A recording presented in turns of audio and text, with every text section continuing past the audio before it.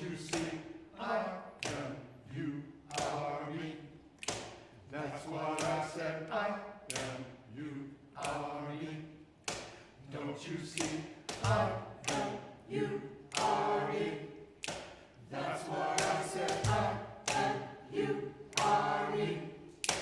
Don't you see? Seems like I'm over here and you're over there. That's what there's something between us that's greater than air. Don't you see? Seems like I'm over here and you're over there. That's what there's something between us that's greater than air. It seems like I'm over here and you're over there.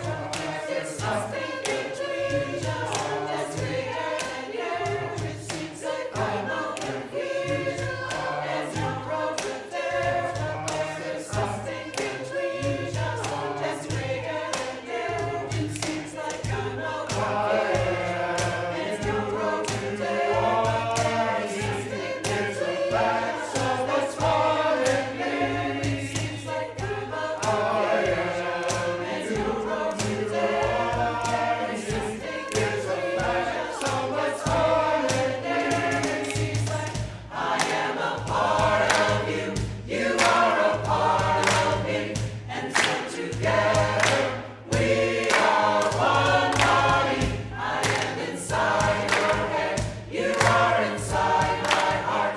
We fit together, perfect from the start. I am you are me. That's what I said. I am, you are me. Don't you see? Seems like I'm over here and you're over there.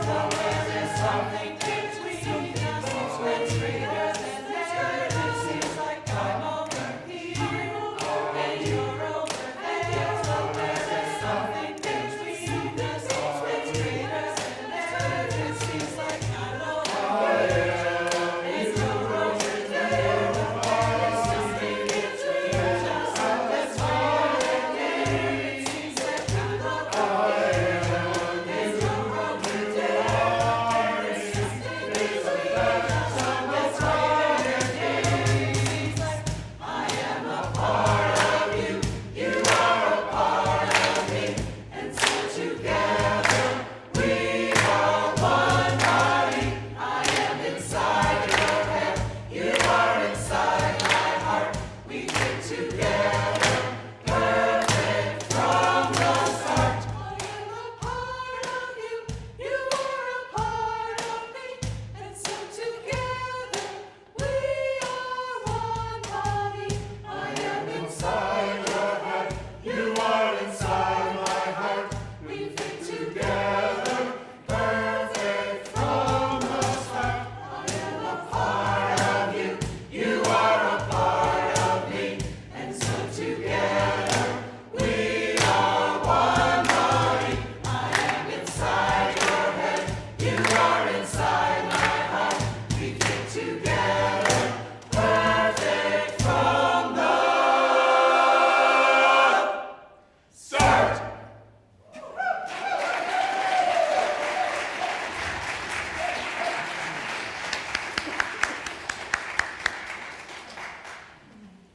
Good morning.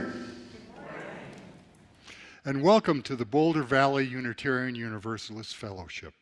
I'm Eric Williams, and my pronouns are he, him. I'm joined today by fellow service associate Shanti Sumani. Today's music is provided by our fellowship choir, Julie Morris on the piano, Debbie Larson on percussion, with Mary Stackpole leading songs. What an able crew. And speaking of able crews, today's tech team is Larry Sherwood, George Calavrusis, and Deborah Dixon-Mensch, our ace team.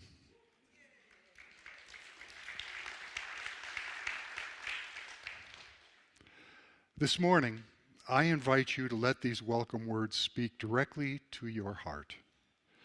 And imagine how it might enhance the way you interact with people you're just getting to know.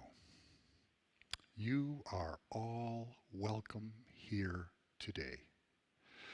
In all the beauty of languages, cultures, skin tones, shapes and sizes, gifts and challenges that come together in your uniqueness, you are welcome here today.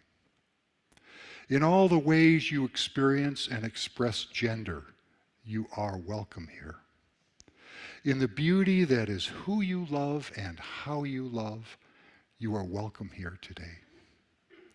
In all the ways you make your living and the places you are from, you are welcome here. With all of the traditions that inform your spiritual life, you are welcome here. No matter how long you're away nor how soon you will return, you are welcome here. Whether you come with laughter in your hearts or tears, you're welcome here today. If you're shocked and discouraged by the new violence between Israel and Palestine, you're welcome to bring that today. You're invited to join us with a curious mind, a loving heart, and a willing spirit. You are welcome today. We acknowledge that many native peoples roamed proud and free on this land for millennia before white settlers took it from them. And if you're new here, we're glad you found us and hope that whether you're with us in person or virtually, you can experience the warmth and love of this congregation. Please come back a few times to really get to know us. We have many opportunities during the week for social connection and spiritual growth, and we'll prove it in our announcements at the end of this service. Those of you on Zoom can check out the links in the chat to help you get better connected. Everyone on Zoom is welcome to stay for casual conversation following the service or to attend our Inquirer service, although not today because it's a special one. And the Inquirer service starts about 15 minutes following the end of the service. There'll be more on that in the announcements as well. If you're here in person today, you're welcome to join us in the fellowship coffee hour. Good connections are made there. And good coffee too. If you're joining us on Zoom, please feel free to greet each other in the Zoom chat. And if you're a newcomer there, let us know so we can greet you. We'd love to know who is among us. Those of you in the sanctuary, please take a moment to greet your neighbors.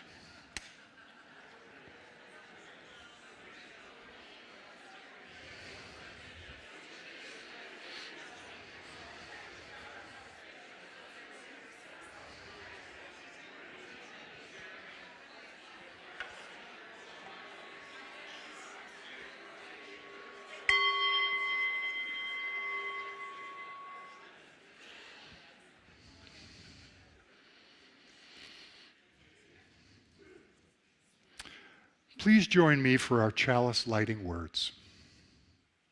If you're on Zoom and have a chalice at home, you can light it with us. If you like, you can say in the chat, chalice lit in Erie or wherever you live. Please say the words along with me as Shanti lights our chalice. We light this chalice for the warmth of love, the light of truth, and the energy of action.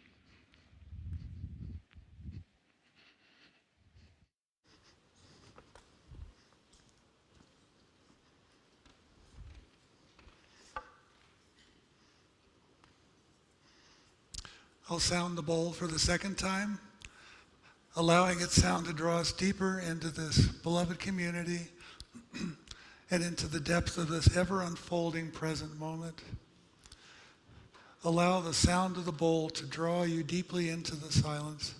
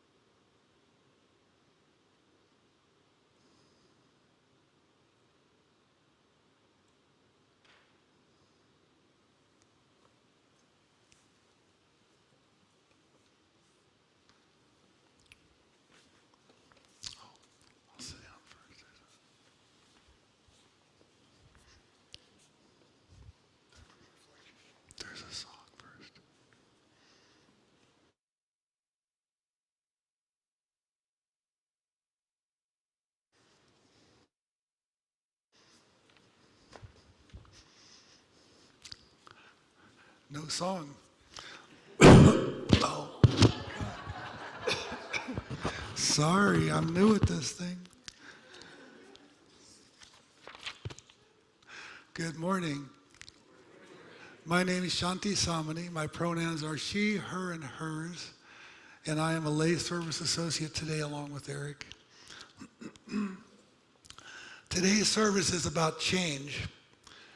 And it's also about our fellowship's history and heritage and our past experiences with change.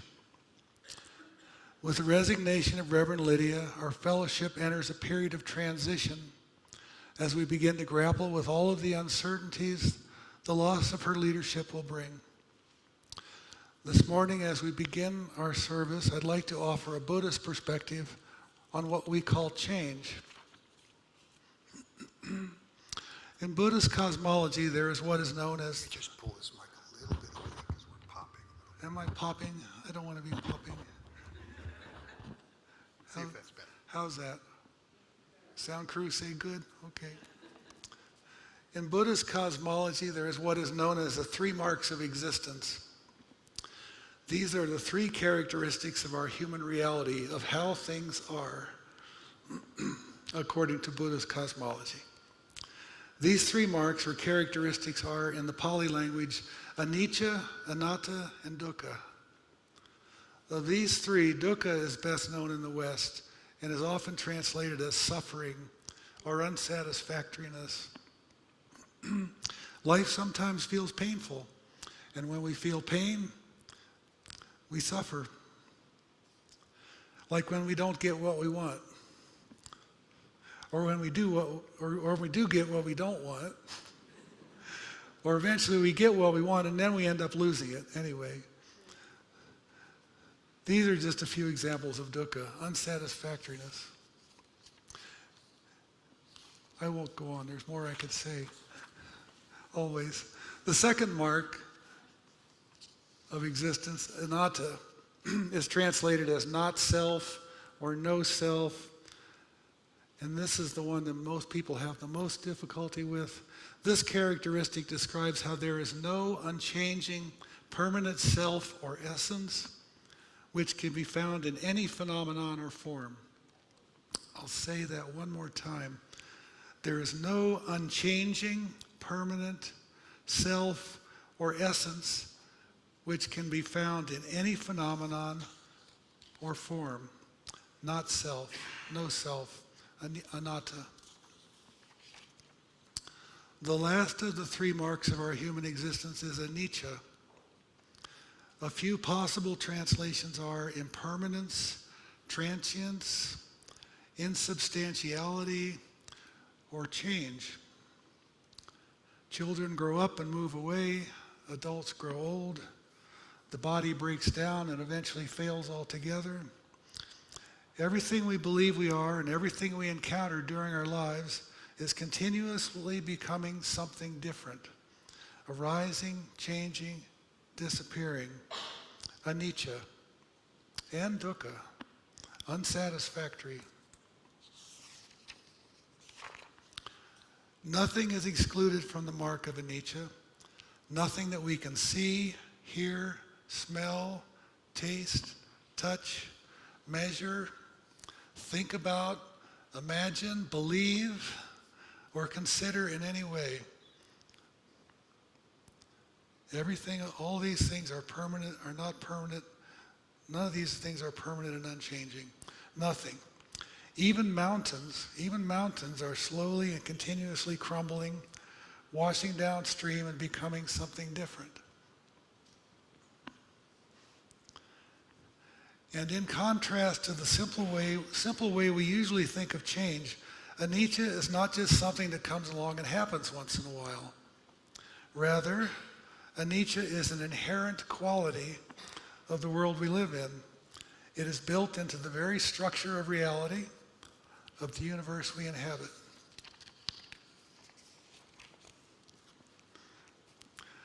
What creates the illusion of permanence, which is where we all live most of the time, the illusion of permanence, is just that some things are changing more slowly than others. The lifespan of a housefly is 15 to 30 days. During that brief lifetime, the fly comes into being, grows to adulthood, reproduces, grows old, and dies. The lifespan of a mountain is measured in billions of years. The lifespan of a human is somewhere in between these two.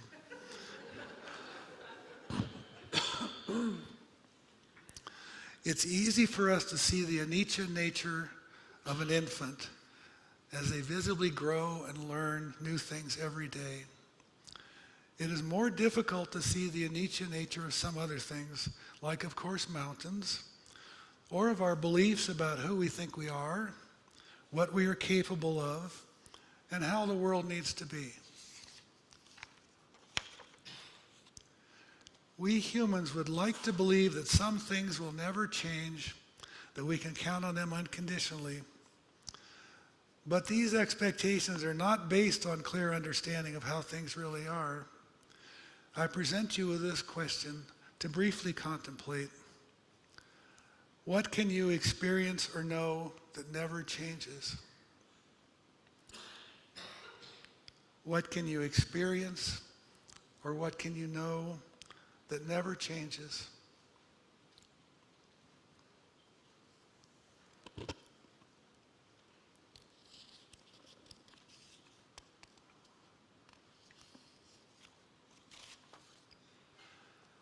Friends, as much as we might wish it to be otherwise, what we call ourselves and the universe we live in are more like verbs than nouns.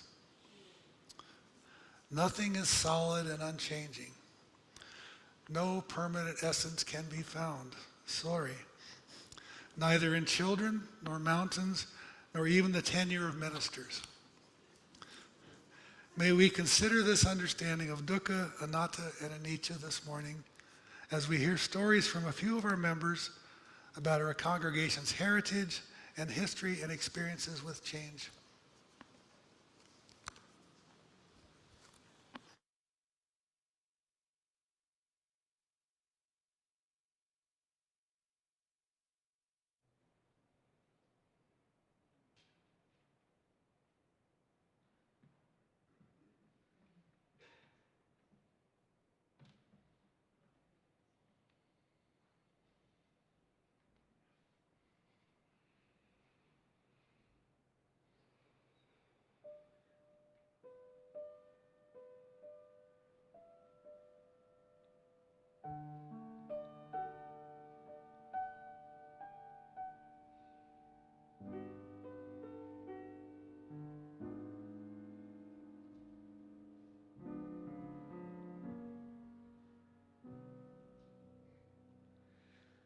Loosen, loosen, baby, you don't have to carry the weight of the world in your muscles and bones.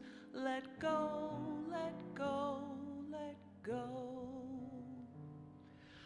Loosen, loosen, baby, you don't have to carry the weight of the world in your muscles and bones. Let go, let go, let go.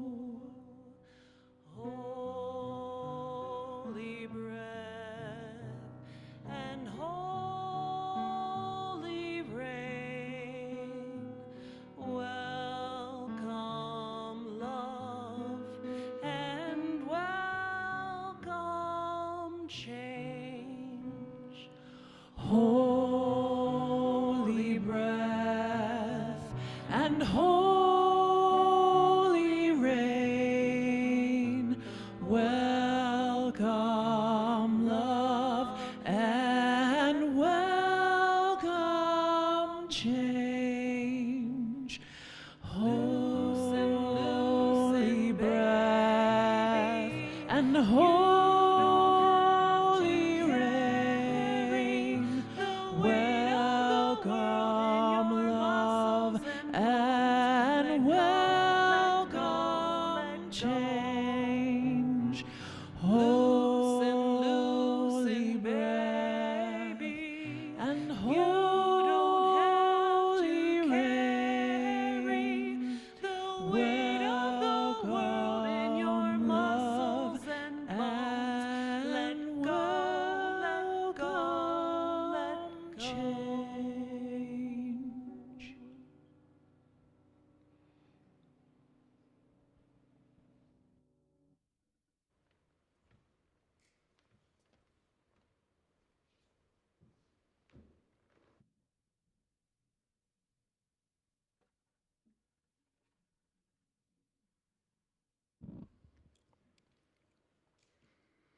Hello, I'm Teresa Cezurek, longtime member of BUF, as we called it originally, the Boulder Unitarian Universalist Fellowship.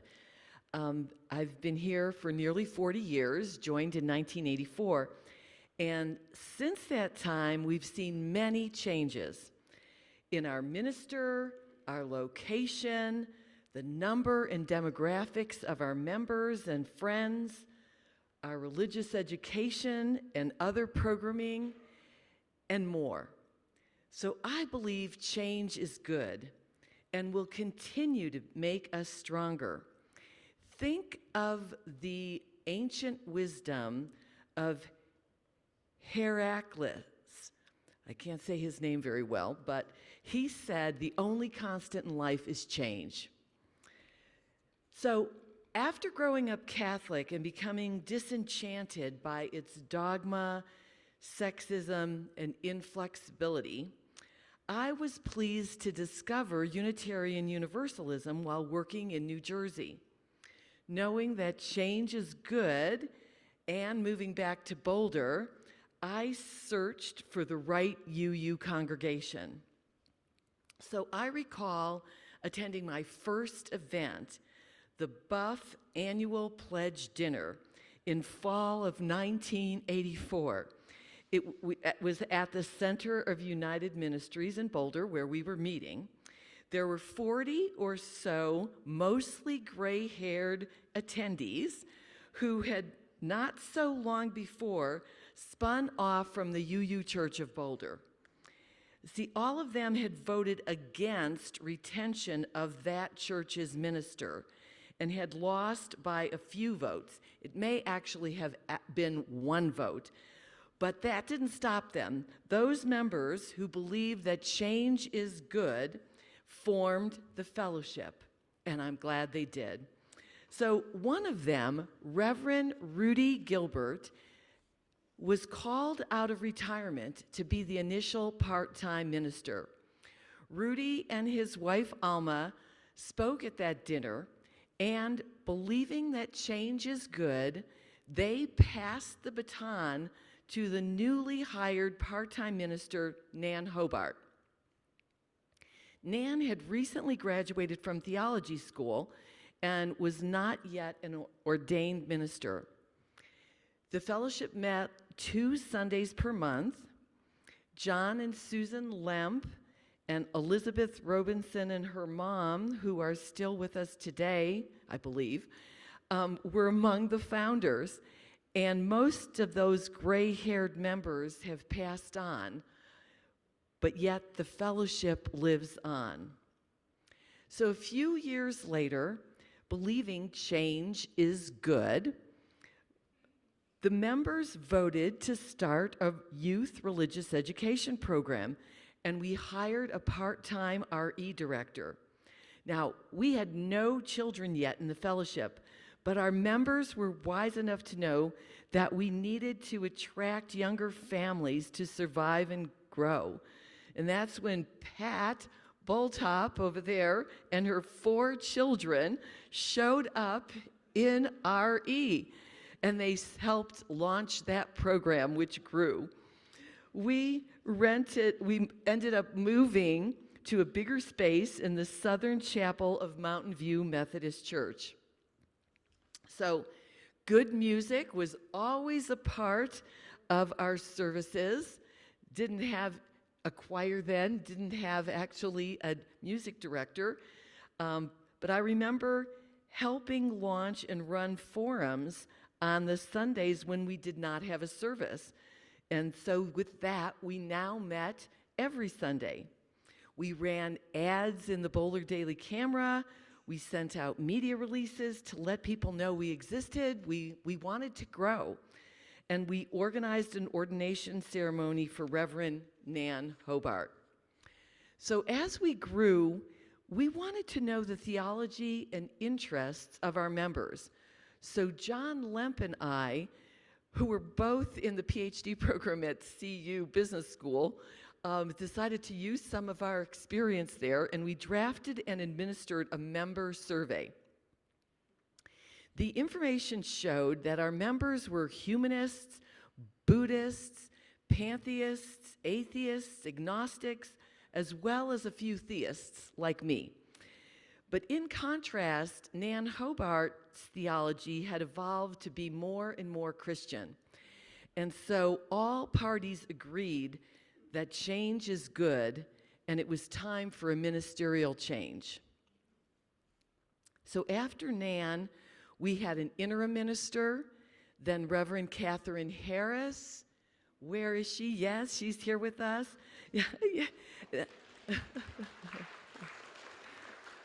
Then another interim minister, and then Reverend Lydia Ferrante Roseberry. And here we are today. So the BVUUF continued to evolve over the years, even widening our name with our move to Lafayette to be the Boulder Valley Unitarian Universalist Fellowship. And so think about the answer to Shanti's question. What do you know that has not changed? And think of the ancient wisdom of Heraclitus. The only constant in life is change. So in summary, we learn that we change and become an even stronger contributor to people's lives and the wider community. We learned change is good.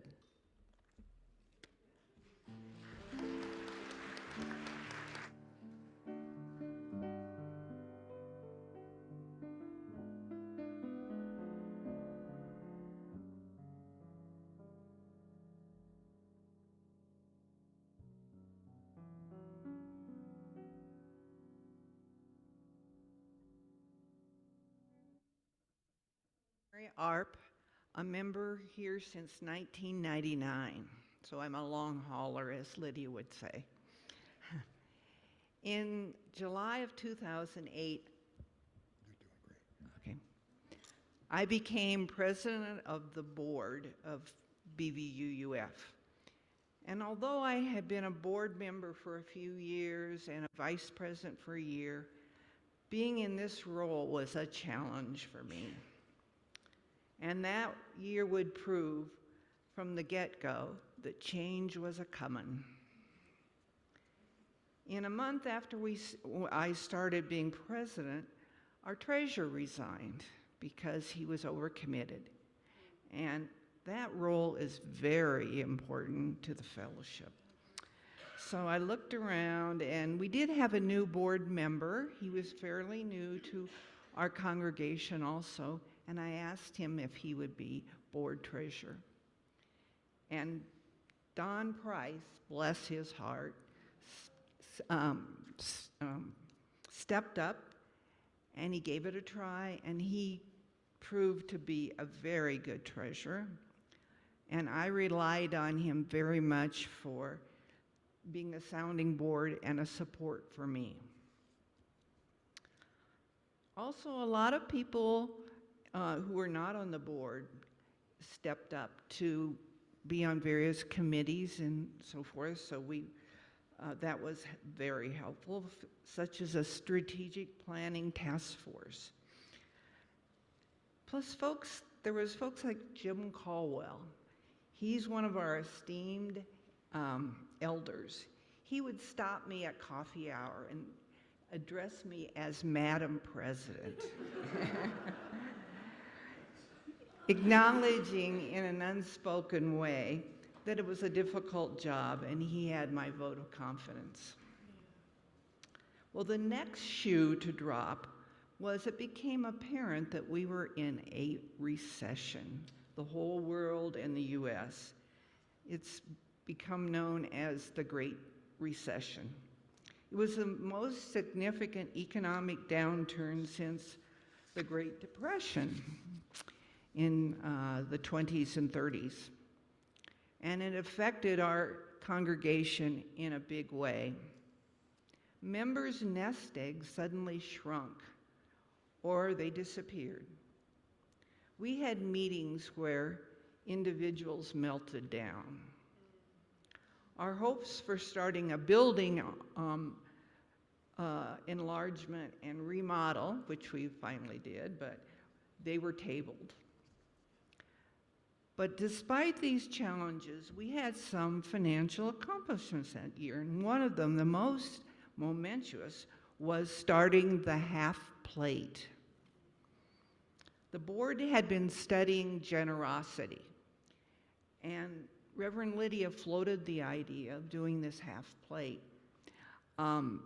So we decided to try it out on a small scale, and on every 5th Sunday of the month, we would have the half plate. That's when we, as we do today, collect money and share it with a worthy nonprofit. I don't remember anybody complaining or any blowback about starting this, and the next year we went ahead and had the half plate every Sunday, and we've been doing it ever since. Truly a leap of faith in a time of financial crisis. That year we also voted to support Metro Organization for People, which is now Together Colorado. And the board voted to apply for a grant because we take a portion of our budget and we have dues that we pay to Together Colorado. So we went ahead and did that, and we're doing that still today. Working with Together Colorado has been very effective and rewarding for our social justice work in this congregation. And with Together Colorado, we did a lot, or we're still doing a lot for mental health initiatives. And now we're moving into affordable housing issues. We also decided to fund something called Sundays at 4 concert series. And so we put money in for that. And lastly, we brought forth a balanced budget for the next year that preserves salaries at our current level, allowed us to fund or put aside money to fund an intern, and we paid all our fixed expenses. All of this despite a 10% drop in pledges due to the economy. We survived that year of fiscal uncertainty and change, plus saw our capacity for generosity to bloom.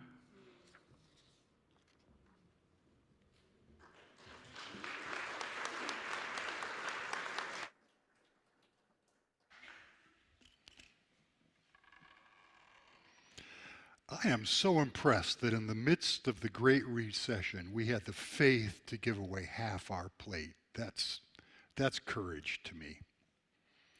And so it is that each week we remind ourselves of the abundance of our lives and this community by giving half our plate away to those organizations that share our values. Today's half plate recipient is BASIC, the Boulder Area Sanctuary and Immigration Coalition. BVUUF. You know, if we didn't add that V, we could have continued to be BUF. And now it's like BVUUF. No. The BVUUFFALOs. Good. Where was I? Oh yeah. BVUUF is a founding member of BASIC. BASIC is expanding to support the larger immigrant community in the Boulder area. The coalition continues to support Ingrid as her legal case goes on. I hope many of you know who Ingrid is. She's someone who's been in sanctuary at the UUCB for a couple of years, and it's gone all the way to the governor. BASIC will be working with various nonprofits in the area to support advocacy for immigrant rights and to support individual immigrants to achieve self-sufficiency through business ventures. You can text your donation at the number on the screen, or if you are at the fellowship today, place a donation in the offering plate as it passes. Each donation is an act of love, and we thank you.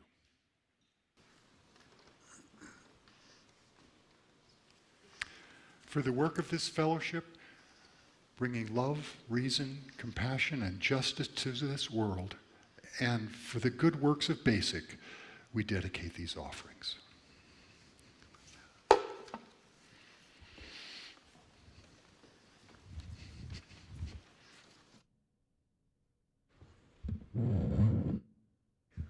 My name is Wayne Itano. I started coming to this fellowship in 1987. I started attending UURE, we called it Sunday school in those days, around 60 years ago when I was in 6th grade, so I have a longer perspective on UUism than most of you. This was just 2 years after the merger between the Unitarians and the Universalists. That was a big change. Now, Paul Gibb, who's here today, has a somewhat longer perspective. He remembers the credo in the Unitarian, not UU, church of his youth. We believe in the fatherhood of God, the brotherhood of man, the leadership of Jesus, in salvation by character, and in the progress of mankind upward and onward forever. Quite a change. One result of these profound changes is that most of the old UU jokes are obsolete. One of my favorite UU jokes goes like this.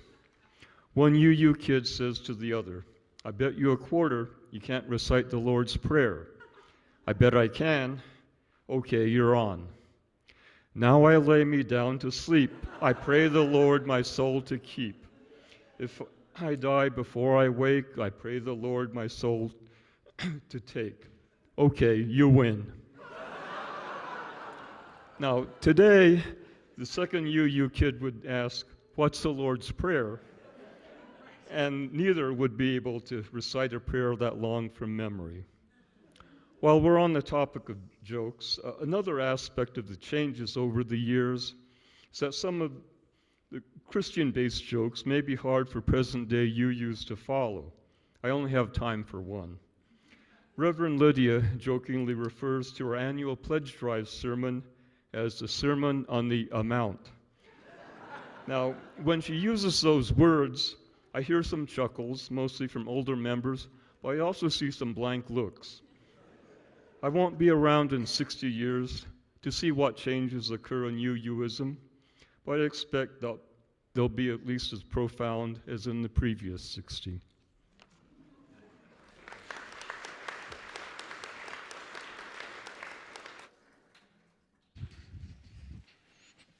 I'll help you with the mic as well. A little bit higher. Hi, I'm Kathy Partridge. I use she, they pronouns. On an October morning like this one, 30 years ago, I walked through the door with my toddler and first grader. I just wanted a Sunday school so my kids wouldn't beg me to go to Mormon Sunday school with their friends. I actually thought that I might drop them off and go over to the nearby Boulder bookstore. But Jill Nichols offered such a warm welcome that I joined the service, and Reverend Catherine's sermon touched my heart. So I stayed, and a year later, I was on the board. We were a small circle then, mostly older with our few RE families, and Boulder was the center of that circle, even for those like me who drove a half hour to get there, and it was a comfortable identity to be the Boulder UU Fellowship. As we worshiped in the rented space with kids in the basement, we dreamed of a home of our own. A diligent search effort found us the right building, but it was not in Boulder. It was only by a leap of faith and great spiritual leadership by Reverend Catherine that our Boulder-centric fellowship decided to move clear out into the county. But it was hard. Some folks left. And yet we moved here and became the Boulder Valley Fellowship. And with more space and a visionary RE director in Katie Covey, more families joined, becoming a welcoming congregation invited in LGBTQI+ folks. New folks joined from Broomfield, Erie, Lafayette, Louisville, Superior, and further flung places. It was becoming hard to keep tight connections, so we mapped our membership and created the neighborhood connectors to make sure folks connect. So now we have the Bells neighborhood, get it? Broomfield, Erie, Lafayette, Louisville, Superior. The Bells, yes, the Bells. And Brighton, thank you, 2 Bells. So Carolyn is among the neighborhood connectors for the Bells, and we also have Boulder, North Metro, and Longmont. And now our Longmont UU presence, a joint project with the UU Church of Boulder, has been recognized by the UUA, the UU Association, as a covenanting community.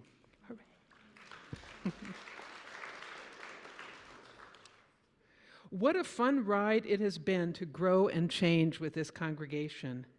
I have so much gratitude to Reverend Lydia for her leadership these past years, bringing us into interfaith community organizing and anti-racism work, including supporting the Mountaintop UU BIPOC ministry as a center of spiritual growth and justice making, with our doors wide open to the community, with our internet space wide open to the Zoom members. And a shout out to my friends on Zoom. That's usually where I'm with you at the service.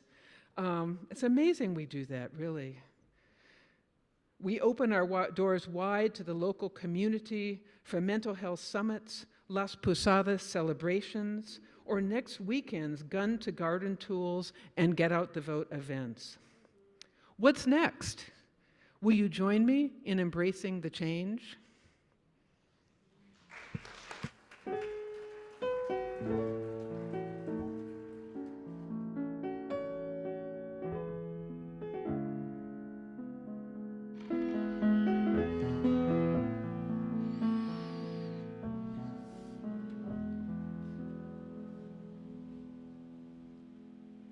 And now, I invite us into our time of community connection, our time of sacred sharing.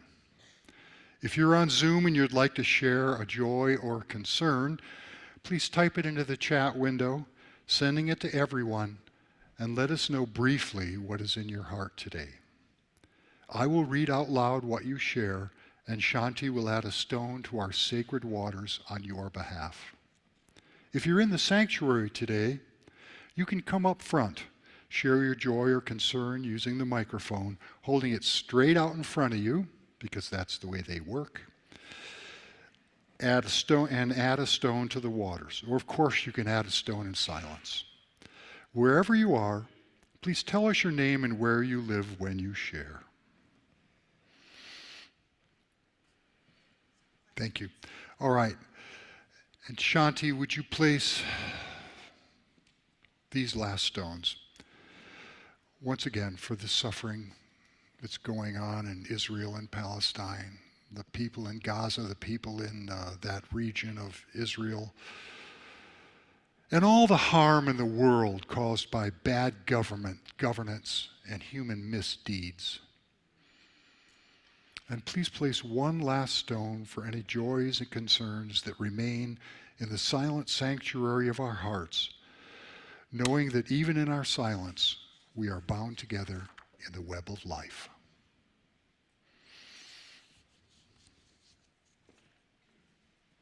For every brave soul who shared in this sacred place today, or added a comment in the Zoom chat about marriage, about the deep loss of Diane Witt, about this terrible situation in Israel, we know that many more joys and concerns have remained silent, even though they too are deeply felt. In that silent sanctuary of our heart, there is no right or wrong way to feel. Reverend Lydia is leaving. Some of us grieve, Some of us worry, some of us not. Some of us will leave this fellowship. We know that. Others will lean into the change despite their doubts. Still others will hover on the edges, waiting to see what develops. Follow your heart. You will not be wrong. Today I pray to the power of love in the universe for the best possible outcome for each of us as we each define it.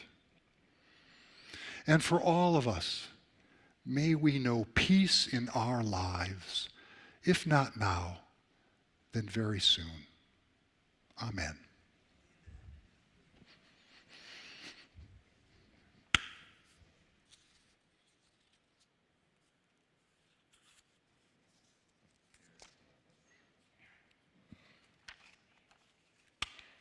Okay. One moment, folks. You can tell I'm not a paid professional up here. You going to skip the hymn? Yeah, okay. All right then, our next, we're very interested in this. We have a guest speaker on Zoom this morning. She is our primary contact of the UUA for the Western region, Reverend Summer Elbayata. She told me this 5 times, and I'm sure I just messed it up again. Anyway, we're very eager for Reverend Summers to hear what she has to say.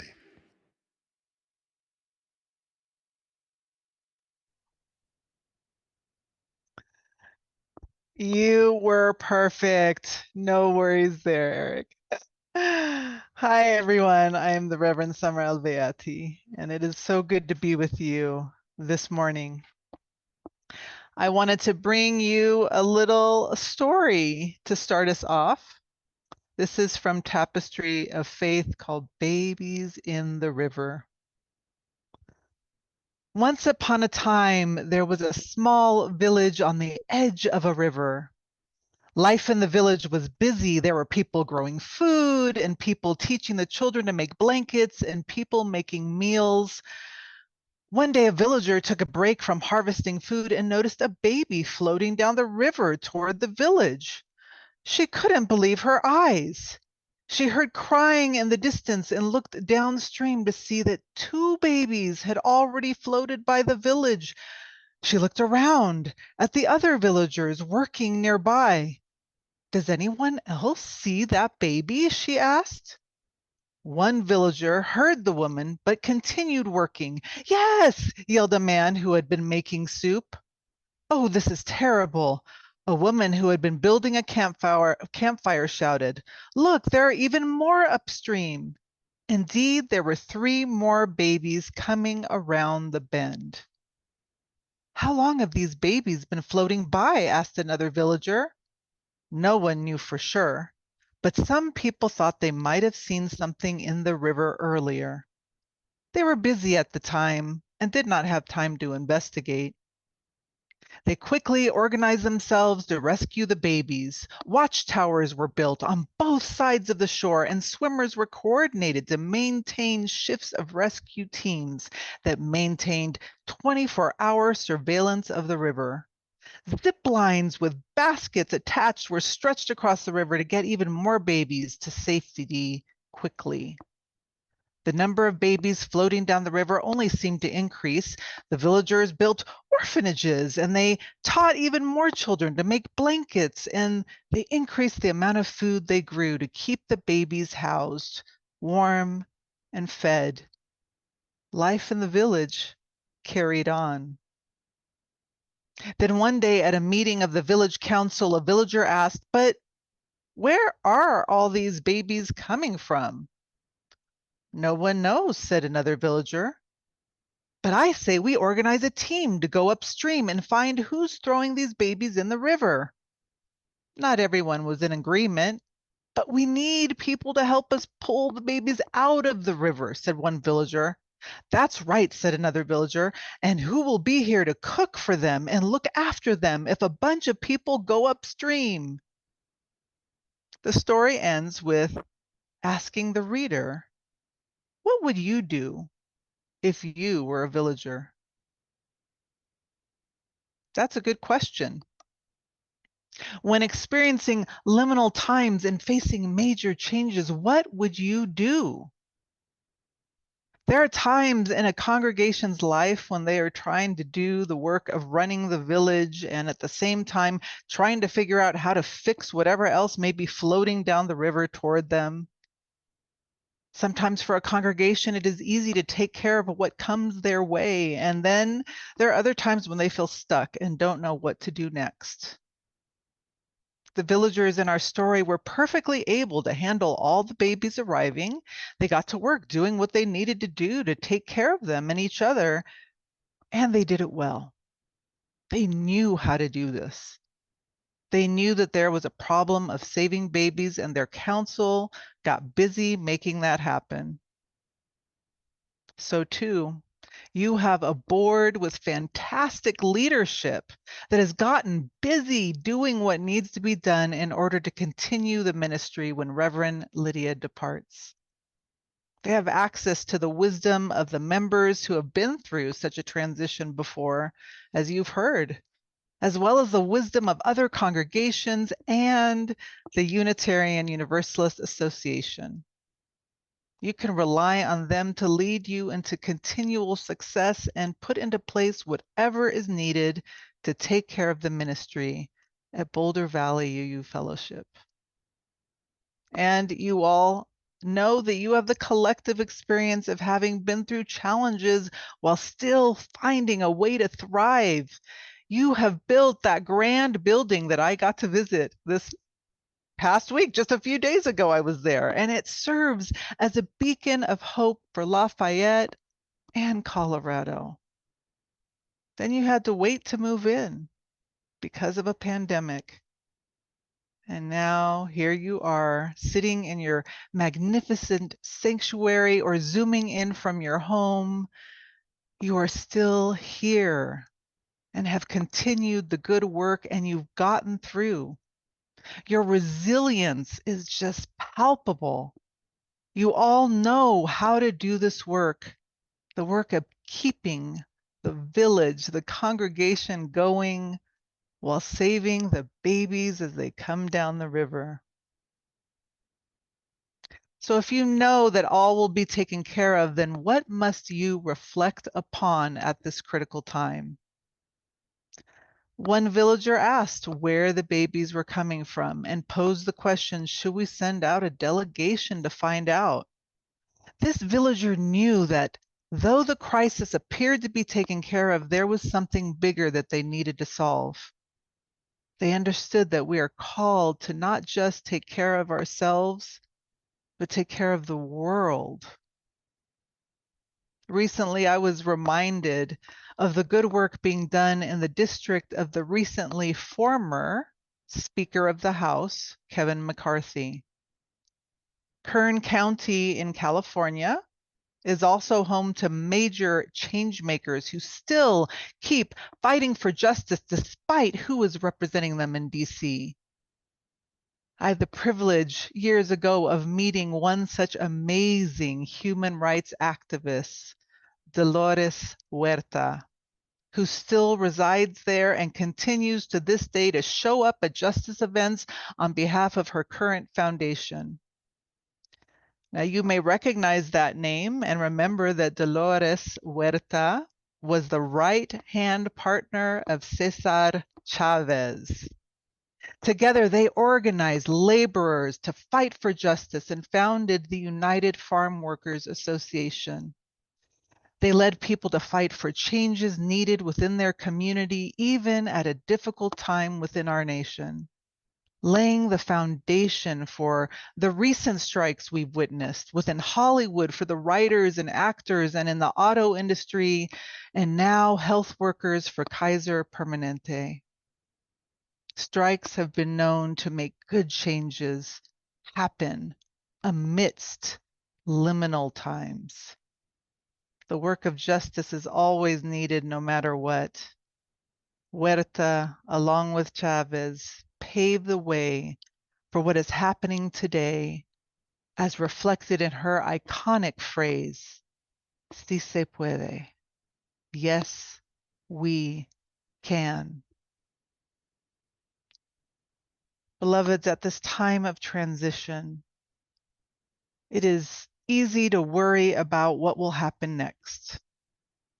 You've been with Reverend Lydia in a shared ministry for 16 years. That is amazing and rare these days. This is the time to celebrate that time together, reflecting on all that you have accomplished, despite the obstacles. And then, and this is the big part, share your wisdom with others. Do not keep it to yourselves. The world needs you to turn towards it and continue to do the work of bringing more love into it.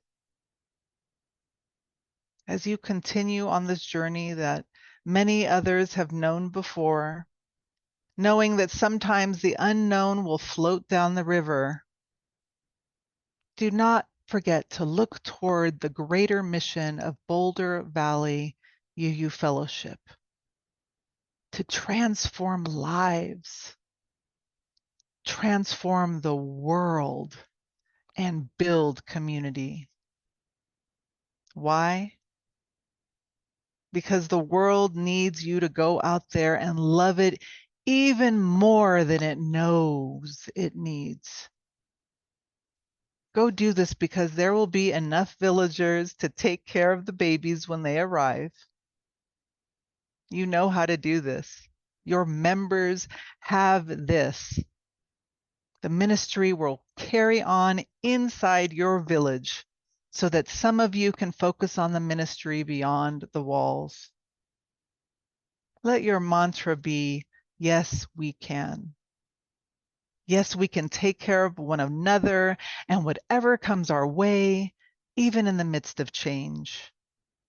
Yes, we can go out into the community to bring our sacred UU values into the world, even while we don't know what the future will bring.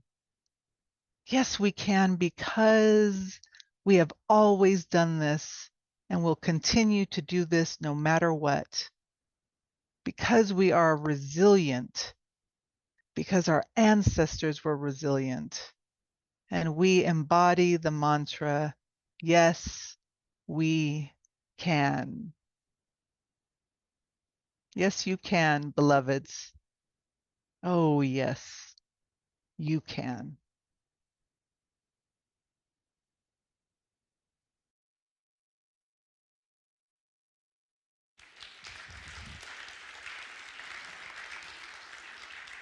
Thank you, Reverend Summer. I know we're running late. If any of you need to get your kids from RE, that's fine, but no coffee till we're done. This is all important stuff. So, this is a testimonial from Dave Leonard. I sort of interviewed him, and here's what we got. Just as an introduction, Dave Leonard has served in nearly every role one can have in our fellowship, all the way up to president of the board. He even chaired the search committee that brought us Reverend Lydia. He's now 90 years old.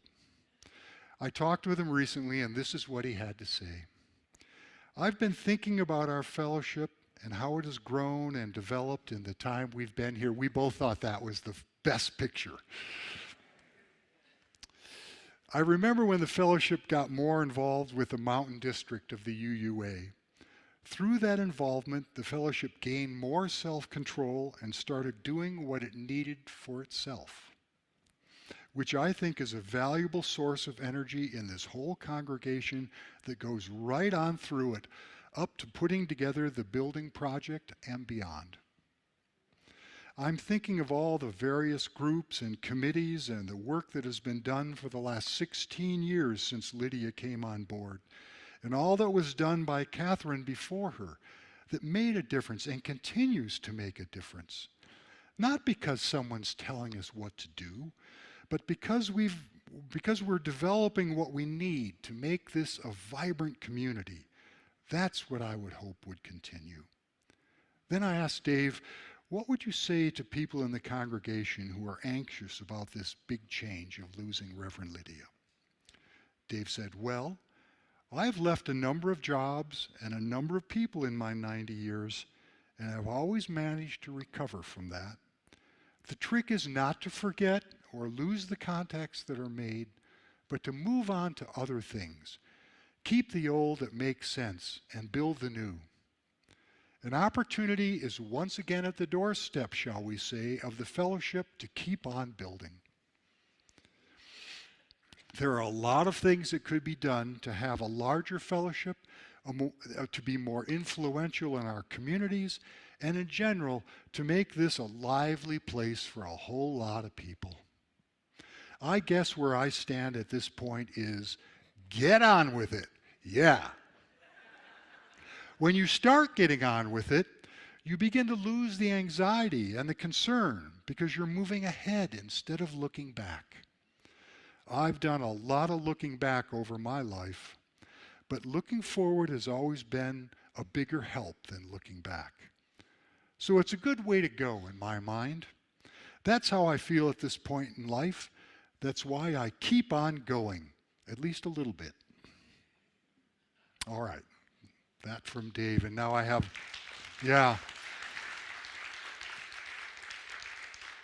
I saw him on Zoom, and I just have one quick thing to say. Before we close this morning's service, I'd like to say this. To my friends here, and to the folks whose names I don't yet know, to our elders, and to our newcomers, this is how we will carry on. This is us. In many ways, Reverend Lydia has been preparing us for this moment for years, to be resilient and self-empowered. Enough of us will carry on together, each of us contributing what we can, even if it's simply a smile. Namaste.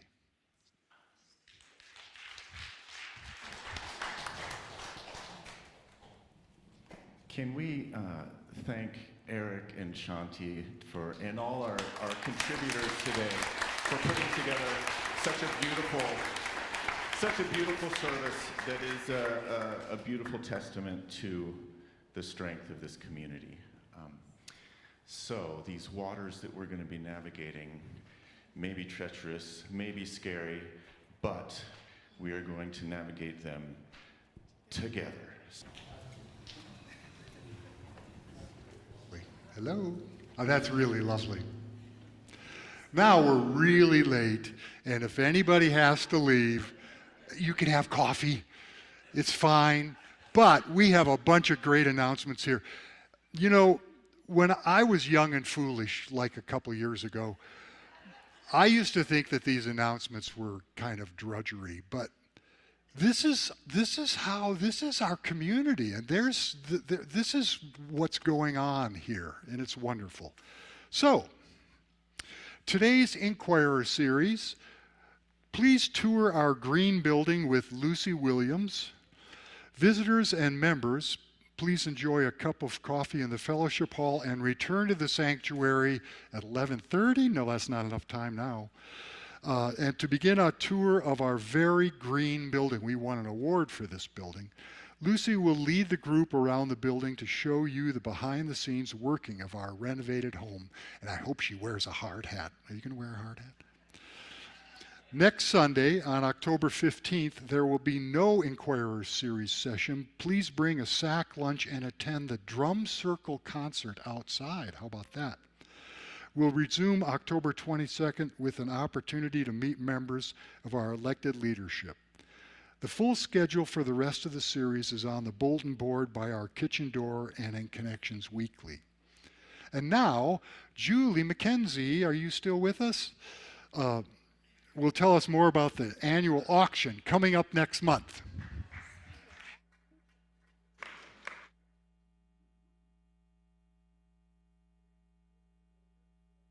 I promised you'd never see me up here again for the auction. but it's auction time, and no one else was available today. I'll make it quick.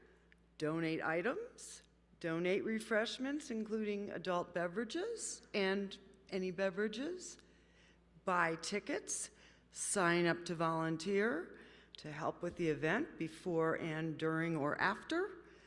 And I'll be in the coffee hour for questions about that and show you how to sign up for everything online. And so November 4th is the auction, and then next Sunday, after that wonderful drumming concert, we're going to get together in the fellowship hall, not for the auction, but to get out the vote. So please join us for that as well. Thanks.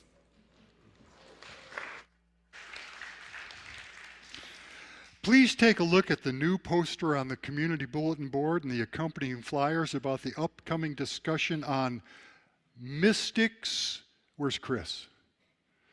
Mystics, entheogens, and psychonautics. This event will occur on October 28th and is being co-facilitated by Chris and Shanti. Here is a description of this discussion event. We gather together to learn and to talk about exploring consciousness as a spiritual practice and to coin new words like psychonautics. And to describe how our experiences have affected our spiritual journeys. This is an opportunity for the mystics and the psychonauts among us to make new connections and to open new conversations. Open to any member or friend who's interested in this topic. Please contact Chris or Shanti for more information. I believe their email addresses are in the chat.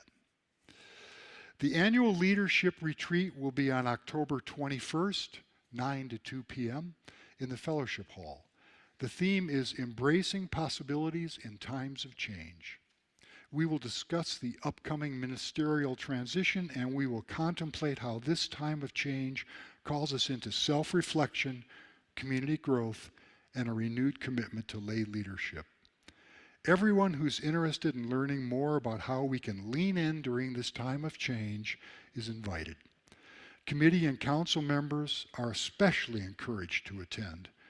Talk to members of the Leadership Development Committee to learn more and look for an RSVP form in your inbox to register. Registration is essential as food will be provided. And I believe that is all the announcements for today. So we will, what? Is there more? Okay, all right. And now please join me in saying, Shanti is going to do this, and I'm going to extinguish the chalice.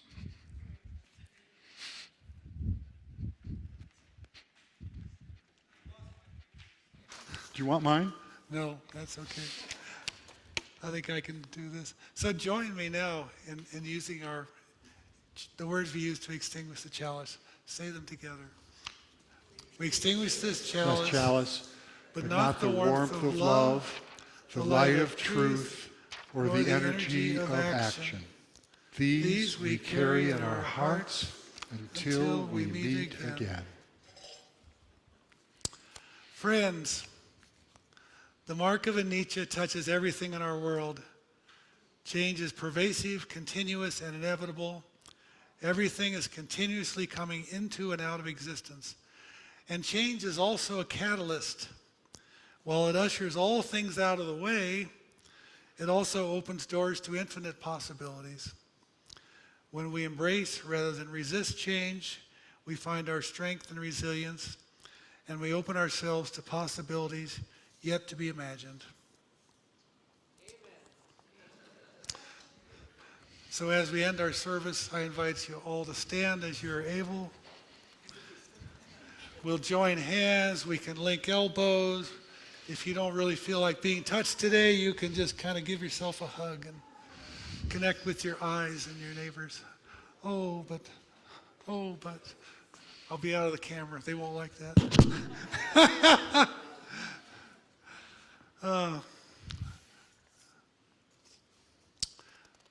2,600 years ago, Shakyamuni Buddha had this to say about our human lives and the world we live in.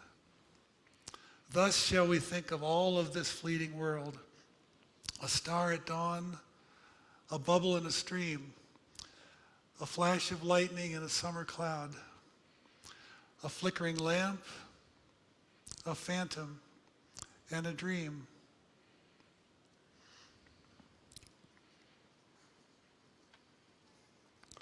Look closely and see clearly and come to know the true nature of things. Seeing, knowing, accepting, and being at peace with things as they are, everything becomes workable. May we go forward with confidence, courage, confidence and courage into the mystery that is our future. May it be so. Amen. Amen. Blessed be. Om Shanti Shanti Shanti.